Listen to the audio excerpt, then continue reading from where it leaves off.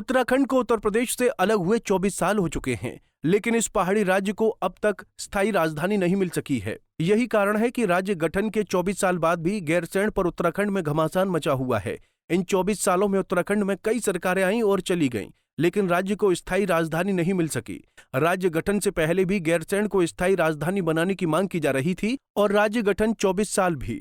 गैरसैंण को स्थायी राजधानी बनाने के मुद्दे पर कभी कांग्रेस बीजेपी को घेरती है तो कभी बीजेपी कांग्रेस को, लेकिन जब बारी आती है गैरसैंण को स्थायी राजधानी बनाने की तो दोनों ही पार्टियां मुंह फेर लेती हैं। जैसा कि हमने आपको पहले ही बताया था कि सरकारें बदली लेकिन राजधानी नहीं मिली। हाँ, 2020 में जरूर तत्कालीन मुख्यमंत्री त्रिवेंद्र सिंह रावत ने गैरसैंण को ग्रीष्मकालीन राजधानी घोषित किया, लेकिन फिर भी प्रदेश को स्थायी राजधानी नहीं मिल पाई। गैरसैंण को स्थायी राजधानी बनाने का मुद्दा एक बार फिर से गरमाने लगा है। बयानबाजी का दौर फिर शुरू हो गया है। पूर्व मुख्यमंत्री हरीश रावत ने बयान देकर एक बार फिर गैरसैंण के मुद्दे को उठाया है।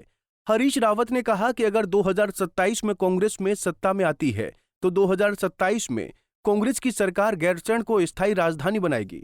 हम ये स्पष्ट कर देना चाहते हैं कि हमारी नेता इंदिरा हृदयेश जी ने और प्रीतम सिंह जी ने प्रदेश अध्यक्ष थे, स्पष्ट तौर पर विधानसभा में घोषणा की है कि कांग्रेस गैरसैंण में स्थायी राजधानी मतलब एक राजधानी गैरसैंण करेगी और हम उसके साथ बधे हुए हैं। और 2027 में कांग्रेस सत्ता में आएगी तो हमारी सरकार इस काम को करेगी।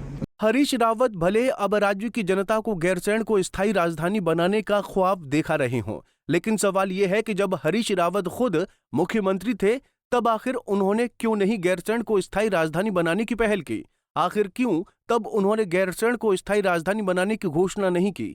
ये उत्तराखंड का दुर्भाग्य है कि राज्य गठन के 24 साल भी पहाड़ वासियों को स्थायी राजधानी नहीं मिल सकी। बीजेपी सत्ता में रहती है तो कांग्रेस गैरसैंण को स्थायी राजधानी बनाने का वादा करती है और कांग्रेस सत्ता में रहती है तो बीजेपी गैरसैंण को स्थायी राजधानी बनाने का ख्वाब दिखाती है। लेकिन जब दोनों ही पार्टियां सत्ता में होती हैं तो कोई भी गैरसैंण नहीं जाना चाहता। अल्मोड़ा से निर्मल उप्रेती के साथ bureau report, Punjab Kesari TV. हमसे जुड़े रहने के लिए हमारे YouTube चैनल को सब्सक्राइब करें और नई वीडियो की नोटिफिकेशन के लिए बेल आइकॉन को दबाएं।